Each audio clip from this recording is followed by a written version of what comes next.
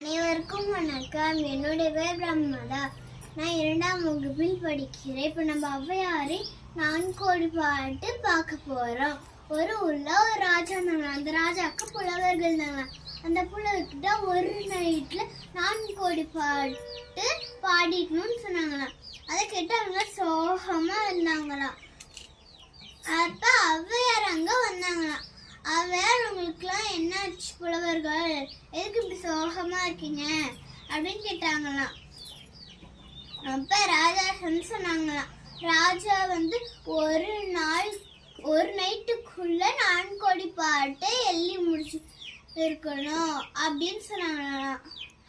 அதுக்கு ஔவையார், அவ்வளவுதானே, இதுக்குதான் கவலையா இருக்கீங்களா அப்படின்னு சொன்னாங்களாம்.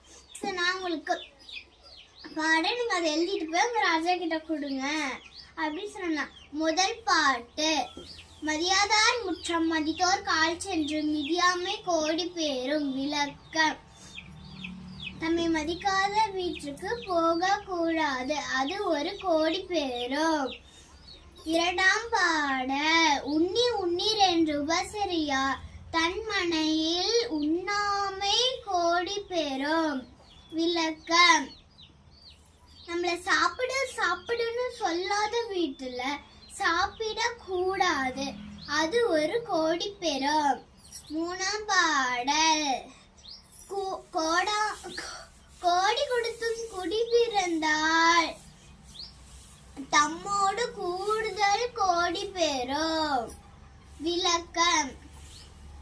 நம்மள உயர்ந்த சிந்தனை, நம்மள உயர்ந்த பண்பு, உயர்ந்த அறிவா இருக்கிட்ட நம்ம அன்பா நடந்துக்கணும், அது ஒரு கோடி பெறும். 4ஆம் பாடல்.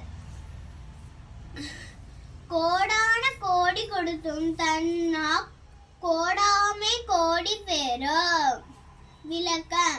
நம்ம மத்தவங்ககிட்ட உதவி செய்யறோம்னு வாக்கு கொடுத்தா அதை காப்பாற்றணும், இல்லைன்னா இவங்க மனசு கஷ்டப்படும், அது ஒரு கோடி பெறும். இந்த 4 பாட்டுலயும் கோடி கோடி முடிமாட்டி 4 கோடி பாட்டு. நன்றி. வாழ்க வைகம், வாழ்க வளமுடன்.